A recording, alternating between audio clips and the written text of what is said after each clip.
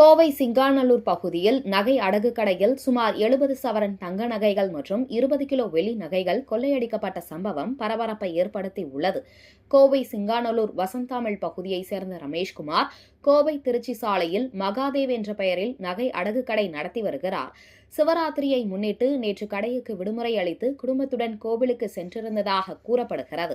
இந்த நிலையில் நேற்று இரவு சுமார் 11 மணியளவில் கடையின் பின்புற ஷட்டரை உடைத்து உள்ளே நுழைந்த மர்ம நபர்கள் அங்கிருந்த சுமார் 70 சவரன் தங்க நகைகள் மற்றும் 20 கிலோ வெள்ளி நகைகளை கொள்ளையடித்து தப்பி ஓடினர். கொள்ளை சம்பவம் குறித்து தகவல் அறிந்து கடைக்கு வந்த ரமேஷ்குமார் ஷட்டர் உடைக்கப்பட்டதைக் கண்டு அதிர்ச்சியடைந்து உடனடியாக சிங்காநல்லூர் காவல் நிலைய போலீசாருக்கு தகவல் அளித்தார். அதன் பேரில் சம்பவ இடத்திற்கு விரைந்து சென்ற போலீசார் மோப்பநாய் மற்றும் தடயவியல் நிபுணர்களின் உதவியுடன் தடயங்களை சேகரித்து விசாரணை மேற்கொண்டனர்.